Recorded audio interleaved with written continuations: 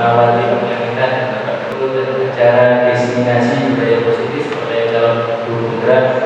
Mudah-mudahan acara pada bagian ini benar-benar baik. Assalamualaikum warahmatullahi wabarakatuh. Alhamdulillah, bersyukur kepada Allah SWT ini, terutama kita bertiga calon guru putra angkatan 9 mendapat tugas yaitu mengikhlaskan apa yang telah kita peroleh. Kita berserang 2 bulan ini sudah mendapat ilmu modul 1, di mana modul 1 itu ada 3 bagian. Modul 1.1 tentang filosofi Ki Dewantara, modul 1.2 itu tentang intinya ada 4 modul. Nah itu kemudian di akhir modul ini, di terakhir modul kita dapat tugas membuat sebuah video bagaimana kita mengikhlaskan yang telah kita peroleh kepada teman-teman, kepada sesama guru, di mana video itu nanti harus diupload di LMS yang sudah disediakan. Kemudian ini inisiatif oleh Bu Rahman, bahwa daripada kita sendiri-sendiri, kita kan dalam satu institusi, nanti Bu Rahman mengikhlaskan sendiri, dunia mengikhlaskan sendiri, saya mengikhlaskan sendiri, dan ini belakang. Nah, seperti itu intinya kita bagi, semoga imbas atau pengalaman kita selama melaksanakan pendidikan calon guru penggerak bisa terutama sangat bermanfaat bagi kita sendiri, terutama kita ikhlaskan kepada teman-teman. Mungkin itu pembukaan yang bisa saya mengenai sedikit gambaran dari acara pagi hari ini. Untuk selanjutnya saya serahkan sepenuhnya kepada petugasnya. Yang pertama gurunya, kami persilahkan. Baik, terima kasih waktunya. Assalamualaikum warahmatullahi wabarakatuh. Saya akan menjelaskan tentang budaya positif. Jika saya mengatakan budaya positif, apa yang ada di pikiran Bapak Ibu? Kira-kira apa? Menanamkan perilaku positif, menjalankan budaya positif di sekolah, mempermudah mencapai tujuan pendidikan nasional sesuai filosofi Ki Dewantara, yaitu pendidikan yang berpihak pada murid dan menuntut tumbuhnya potensi atau kodrat murid, dan menuntut tumbuhnya potensi atau kodrat murid. Kodrat murid itu kayak gimana? Menurut Bapak Ibu? Jadi ada 2 kodrat murid menurut Bapak Ki Dewantara. Ada kodrat zaman dan kodrat alam. Kodrat alam itu kita bisa melihat dari mana latar belakang murid tersebut. Keluarga yang rumahnya di pinggir pasar, nah ini kurang lah ya, kurang untuk etiknya kurang, terus ekonomi, atau ini murid dari ekonomi tinggi, ekonomi kelas high class, terus dengan pendidikan orang tua yang memadai. Nah itu kan kita harus melihat dulu dari latar belakangnya murid seperti apa anaknya dulu. Kemudian kodrat zaman, kembangan zaman. Zaman ini dalam bahasa Arab yaitu waktu, yaitu berarti kita harus melihat murid perkembangan zaman. Zamannya anak sekarang itu kayak gimana sih? Kalau ibu tetap, bapak ibu di sini tetap idealis. Aku yo zamanku biyen, gak kayak zamanku dulu. Ada gawe zaman saiki.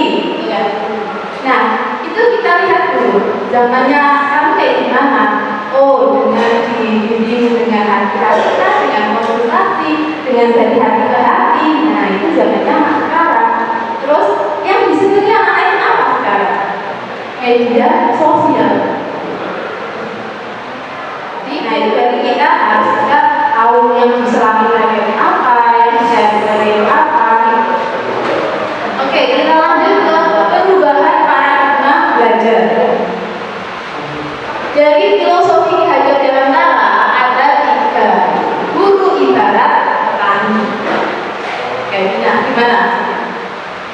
Apa itu? Sekolah ibarat lahan dan murid ibarat benih. Hanya bisa menuntut petani hanya bisa menuntut tumbuhnya benih dengan merawatnya. Jadi murid itu ibarat benih yang disemai. Kita nanam jagung, kita nanam kedelai. Ini benar-benar diibaratkan ya kodrat alam dan kodrat zaman. Kodrat alam yaitu terkait dengan potensi atau bakat yang mereka miliki, ras dan atau suku tempat mereka berasal, hingga karakteristik lingkungan budaya daerah mereka. Kodrat alam ialah keadaan yang karena sifat dan bentuk lingkungan di mana mereka berada. Jadi kita tidak bisa menyamakan ya. Ada nggak di sini? Orang yang di Lumber sana dengan orang yang di Bali. Kebetulan kemarin saya di Lokakarya dipertemukan dengan orang-orang yang dari Lumbang, dulu dari Lumbang. Yang notabene mereka itu kalau apa ya, mau nyari ilmu itu betul dikasih hadiah. Nah ini masuk ke poin utama. Poin utama kita yaitu disiplin positif. Yang tadi kan pengantar ya. Ki Hajar Dewantara menyatakan bahwa untuk menciptakan murid yang merdeka, syarat utamanya adalah harus ada disiplin yang kuat. Disiplin yang dimaksud adalah disiplin diri yang memiliki motivasi internal. Disiplin positif juga menunjukkan bahwa ini bedanya ya. Disiplin internal, motivasi internal dan motivasi eksternal. Motivasi internal itu tumbuh dalam diri mereka sendiri, sudah tertanam dalam diri mereka. Sedangkan motivasi eksternal itu adalah motivasi yang karena aku takut melakukan ini malah kayak gini, biar mendapat pekerjaan, biar takut untuk kena hukuman seperti itu. Kita lanjut ya. Nilai-nilai kebajikan. Yang satu yaitu profil pelajar Pancasila. Yang kedua IPO Primary Years Program. Yang ketiga 9 pilar karakter Indonesia Heritage Foundation atau IHF, petunjuk seumur hidup dan keterampilan hidup, lifelong learning. The seven essential virtues building moral intelligence. Yang terakhir the Virtuous Project, yaitu proyek nilai-nilai kebajikan. Nah ini karena Bu Rahma yang membuat jadi seperti ini ya. Terima kasih Bu Rahma sudah menyiapkan yang sebagus ini. Contoh-contoh nilai kebajikan dari IPO Primary Years Program itu sikap murid, yaitu toleransi, rasa hormat, integritas, mandiri, menghargai, antusias, empati, keingintahuan, kreativitas, kerjasama, percaya diri, dan komitmen. Lanjut. Pertanyaan: nilai-nilai kebajikan apa yang Anda rasakan penting saat ini untuk ditanamkan pada murid-murid Anda di kelas atau sekolah Anda? Apa? Apakah bisa memberikan contoh nilai kebajikan yang ingin Anda? Mengantri, budaya mengantri. Percaya diri, public speaking, percaya diri, presentasi depan kelas atau nge-vlog. Wah itu bagus sekali. Sopan santun, terangkat ada yang buang gimana, budaya kayak gimana. Disiplin, mengerjakan tugas, bajunya ya terus. Apalagi? Budaya mengembangkan, mempersiapkan masa depannya dia. Iya, lebih jauh lagi Pak itu Pak ya. Tidak. Lebih jauh lagi Pak. Berarti kan ada sebuah lembaga yang bisa memadai mereka. Contohnya apa Pak itu? Ya, bicara hati-hati mereka ngapain di sini, sekolah di sini untuk apa? Akan dilanjutkan oleh Oke, Bapak Ibu yang mendengar suara saya, silakan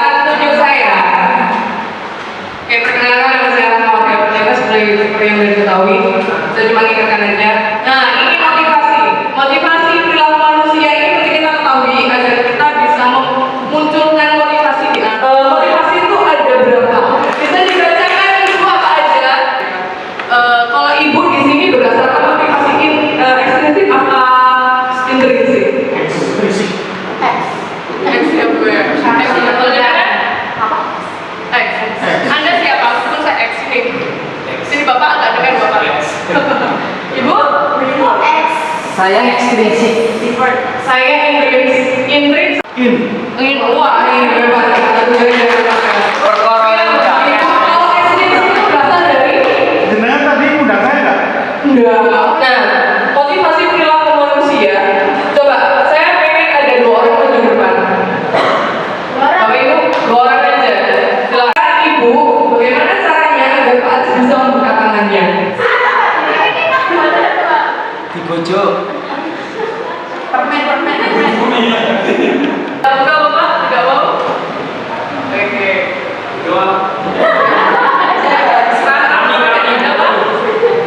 Langkah terakhir.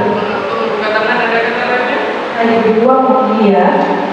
Berikan selembar uang yang warna merah. Entar bener-bener aku yang nangis loh ini. Ya, Oke, sudah menyerah saya. sudah benar dibantu. Oke, Pak Aris dan kembali ya. Terima kasih. Ada yang bilang itu affection, relasi. Nah, sebagai guru, kita tidak boleh hanya menggantikan atau berpihak pada yang kita saja kayak aku saja. Tapi semua harus mendapatkan perhatian kita. Penghargaan. Kita harus selalu menghargai effort orang kita. Tidak peduli nilainya jelek apa gimana. Jangan bandingkan dia dengan orang yang pintar. Itu tidak adil. Karena kemampuan dan minat anak-anak tidak sama. Kita harus menghargai effort mereka sedikit, meskipun hanya sedikit ya. Contoh, hari ini dia tidur, dia cuci muka, habis itu dia mau ngikutin proyek, sudah effort. Jangan untuk yang lebih kayak misalkan bahasa Inggris harus bisa semua dan setidaknya ada effort dia mau jawab meskipun itu hanya thank you ma'am, I'm sorry ma'am, mengucapkan excuse me ma'am, itu sudah langkah besar buat saya. Itu harus saya hargai ya Bapak Ibu. Jangan lupa menghargai siswa dengan ucapan meskipun itu terima kasih, thank you. Aktualisasi, mereka butuh pengembangan diri, mereka butuh menunjukkan kemampuan mereka, bakat mereka harus ada. Kalau tidak, dia akan bergerak di kelas nantinya pasti mencari pengakuannya dengan cara entah itu ya keluarga, hibur sendiri, perhatian, Mau dari dirinya sendiri. Bagaimana bisa menunjukkan motivasi intrinsik? Maksudnya gini, menyadarkan itu kan cukup susah ya. Nah, memahamkan itu juga cukup susah. Nah, bagaimana cara? Karena kalau saya lihat motivasi internal itu ya memang harus dari kesadaran dan pemahaman. Terima kasih. malamnya begadang, ya kan? Terus yang kedua, dia belum sarapan. Sering saya jumpai anak-anak itu lemas, bukan karena dia malas Bapak Ibu, dia belum sarapan. Bagaimana cara mengatasinya? Biasanya, ketika siswa lemas seperti itu belum sarapan, Bu, biasanya dia minta ke saya, Bu, saya boleh sarapan dulu? Boleh, tapi janji lain kali tidak boleh. Karena itu untuk kesehatan kamu, gitu ya? Ya kan? Kesehatan merupakan salah satu keyakinan yang kita kesepakati bersama. Motivasi itu sudah dibahas sebegitu luas oleh Ibu Rahma. Pada intinya hukuman itu dapat menjadikan anak, padahal tidak. Hukuman itu malah nanti yang jelas anak menjadi trauma, anak menjadi takut, anak menjadi dendam, anak menjadi intinya negatif sekali. Nah, makanya sebisa mungkin kita tidak memberi hukuman kepada. Bagaimana caranya? Yang berpendapat bahwa penghargaan itu menyesatkan. Nah, ini ada sebuah pendapat oleh Al-Fiqh. Nah, dihukum oleh penghargaan ya. Tetapi ternyata setelah dijelaskan oleh Suku, maksudnya seperti ini, maksudnya mungkin maksudnya penghargaan tidak efektif ini dia kalau bisa orang itu motivasinya internal. Kalau memang langsung targetnya seperti itu, memang penghargaan tidak efektif. Nah, sekali lagi ini targetnya tinggi, Tujuannya kalau gini, kalau semua saja membutuhkan peradaban kayak gini dikumpulkan dengan ada yang tahu apa perbedaan peraturan kelas dengan keyakinan kelas. Mengapa harus kita itu harus kalau bisa keyakinan kelas tidak peraturan kelas? Kalau peraturan guru yang buat, berarti individual. Kalau keyakinan hasil musyawarah. Oke, salah satunya.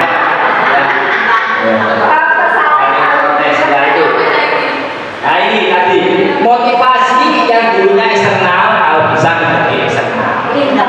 Iya menjadi internal. Oke. Kemudian, dulu dari persaingan individual menjadi saya sampaikan. Terima kasih. Salam guru hebat, guru bergerak Indonesia maju.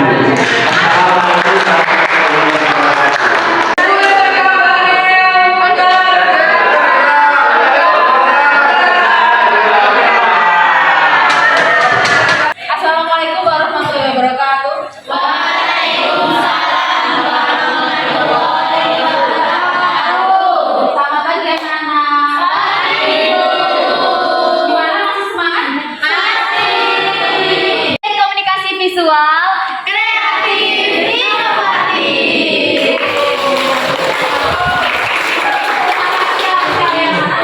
Oke, hari ini Bumi akan memaparkan tentang budaya positif. Apakah kalian tahu? Apakah kalian pernah dengar atau gambaran pengertian kalian seperti apa? Positif. Perilaku yang baik. Perilaku yang baik, benar? Perilaku yang baik. Setiap hari ketemu guru seperti apa?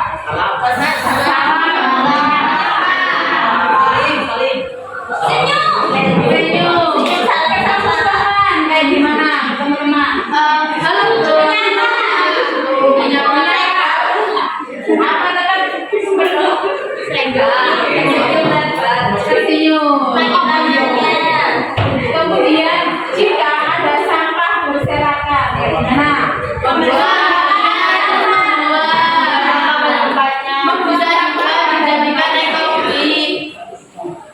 jika dunia menyatakan hari ini kerjakan tugas dan kerjakan tugas sebuah desain, tapi tugasnya mendatar.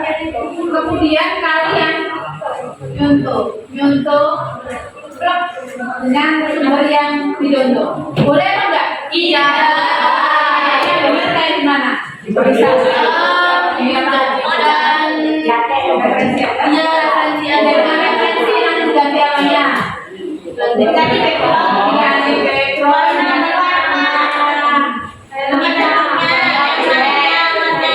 Warnanya diganti, tapi kembali lagi kita melihat referensi dan nggak boleh klub, karena klub itu termasuk tindakan plagiarisme.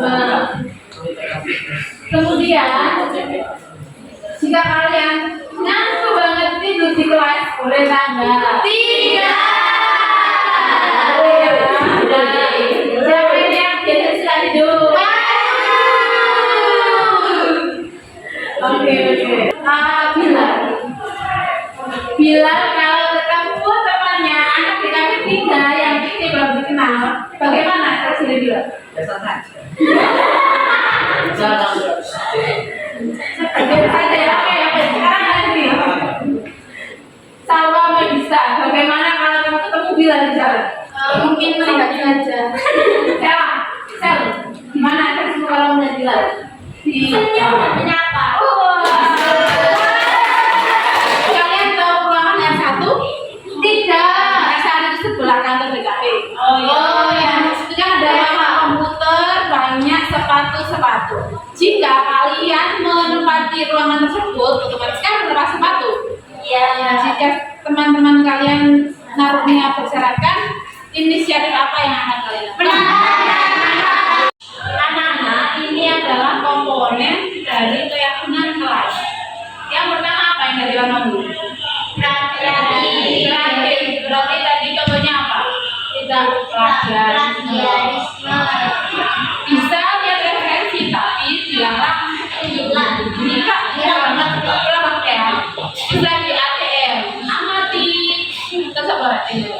amati, tiru, dan modifikasi.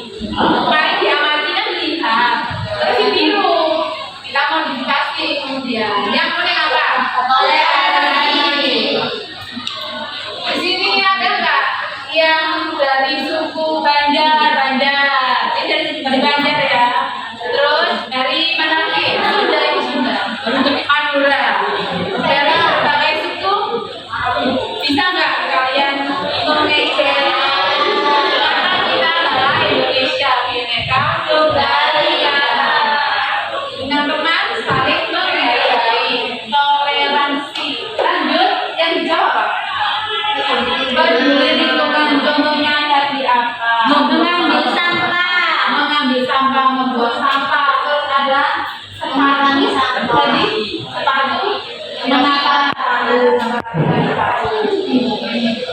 yang pink apa itu? Disiplin jalan. Pakai baju. Datang tidak terlambat. Terus apa lagi? Kalau tidak masuk, mengirim surat, buat surat izin, menghubungi BK, bisa menghubungi wali kelas. Kemudian yang kedua apa? Tanggung jawab dalam mengerjakan meminjam barang ke Mas harus dikembalikan. Gratis ya. Bu, saya izin bertanya, bagaimana sih caranya mengajak teman agar ikut menjalankan budaya positif? Bagaimana caranya kita mengajak teman agar teman tersebut dapat ikut serta melaksanakan budaya positif? Ada yang bisa menjawab? Ayo jawab. Sedangkan di saat teman kalian itu tak peduli lingkungan. Faisal, ayo menjawab. Akan mengingatkannya secara terus-menerus. Baik sekali.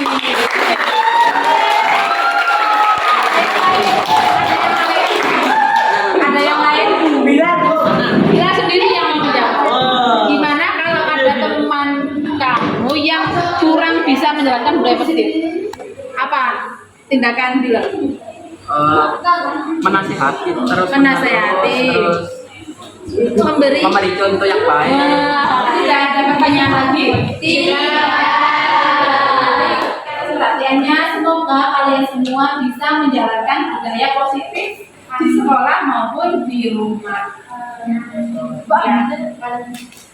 Mari sebelum diakhiri, wassalamualaikum warahmatullahi wabarakatuh. Waalaikumsalam warahmatullahi wabarakatuh.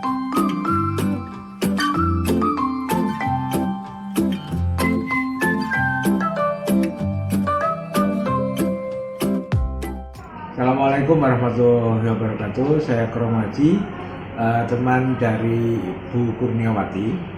Biasanya saya kemarin itu mengikuti kegiatan diseminasi tentang budaya positif, tentang menangani kasus seseorang atau terutama di sekolah kan kita berhubungan langsung dengan siswa. Jadi di hasil diseminasi kemarin, ketika ada siswa yang mempunyai masalah, kita sebagai guru tidak langsung memvonis atau menjustisannya itu salah. Di kurikulum yang sekarang ini, kurikulum Merdeka ini, kita telusuri apa sih, kenapa sih, dan penyebabnya apa sih siswa tersebut sampai melakukan sebuah kesalahan atau pelanggaran.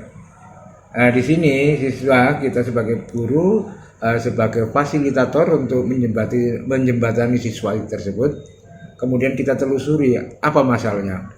Mungkin masalahnya ada di lingkungan rumahnya, kemudian masalahnya ada di lingkungan sekolah sendiri, atau mungkin dengan gurunya itu sendiri. Misalkan gini, si anak tersebut tidak senang dengan cara guru ini menyampaikan pembelajaran di kelas, atau mungkin anak tersebut tidak suka terhadap pelajaran yang disampaikan oleh guru itu. Contohnya begini, di sekolah kami ini ada satu anak, ternyata ketika masuk di SMK Negeri 1 Bangil itu ikut-ikutan temannya. bahwasanya, maaf ya kalau saya menyebutkan, ada anak laki-laki yang ambil di jurusan busana putih. Bahwasanya dikira jurusan tersebut adalah mempelajari tentang desainer, ternyata enggak. Akhirnya di sini anak tersebut pada awal-awal masuk, pada awal-awal semester ogah-ogahan, sering telat, tidak mengerjakan tugas dan lain-lain. Nah, inilah pentingnya kita menelusuri anak ketika ada permasalahan. Kita tidak langsung menjustis, kita tidak langsung memvonis. Jadi kita telusuri dulu. Mungkin itu kemarin yang saya dapatkan dari Bu Kurnia. Jadi sangat bermanfaat untuk saya mengikuti diseminasi kemarin. Tetap semangat Bu Kurnia. Terima kasih. Perkenalkan, saya Ahmad Basam Faiz. Saya senang sekali kemarin sudah mengikuti kegiatan diseminasi tentang budaya positif. Semoga bermanfaat bagi saya dan teman-teman guru yang lain. Semangat Bunia.